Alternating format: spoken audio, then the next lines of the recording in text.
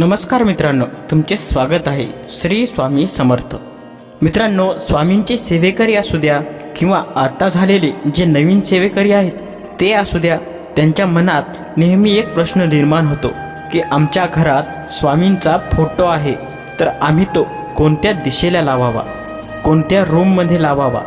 आणि नवीन सेवेकऱ्यांनाही हा प्रश्न पडतो की आम्ही स्वामी समर्थांचा फोटो आणलाय पण तो कुठे लावू, कोणत्या दिशेला लावू, कोणत्या रूममध्ये लावू। तर आजच्या या व्हिडिओमध्ये आम्ही तुम्हाला स्वामींचा फोटो हा कोणत्या दिशेला लावावा याची माहिती देणार आहे। तर मित्रांनो, व्हिडिओ हा शेवटपर्यंत बघा आणि स्वामी भक्त माऊली या चॅनलला सबस्क्राईब करायला विसरू नका।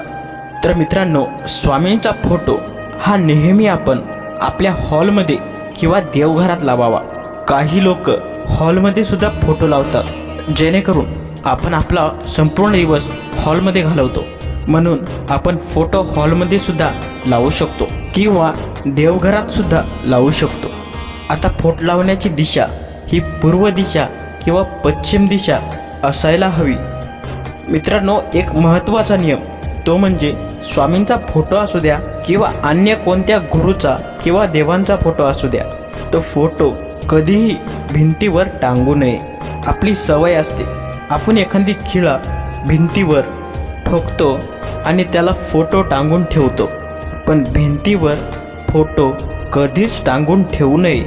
जर तुम्हाला भिंतीवर फोटो लावायचाच असेल तर एखादी पाटी किंवा काचेची किंवा लाकडाची एखादी फळी काहीतरी असे त्या भिंतीला लावावे आणि तिच्यावर आपल्या गुरुचा, स्वामींचा किंवा देवाचा फोटो लावावा, म्हणजे फोटो भिंतीवरच राहील पण तो टांगलेला राहणार नाही। मित्रांनो, रोज न चुकता स्वामींच्या फोटोला धूप किंवा अगरबत्ती ओवाळावी आणि शक्य असेल तर अगरबत्ती ही लक्ष करून लावावी। दर गुरुवारी तुम्हाला जमल्यास तुम्ही स्वामींना फुलांचा हार लावावा।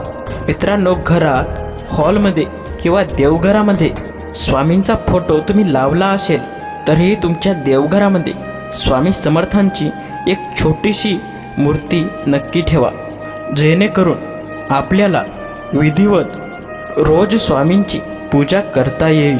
तर मित्रांनो, तुम्ही फोटो या नियमानुसार आपल्या घरात लावावा। तर मित्रांनो, ही माहिती तुम्हाला आवडली असेल तर व्हिडिओला लाईक करून स्वामी भक्त माऊली या चॅनलला सबस्क्राईब करायला अजिबात विसरू नका। धन्यवाद। श्री स्वामी समर्थ।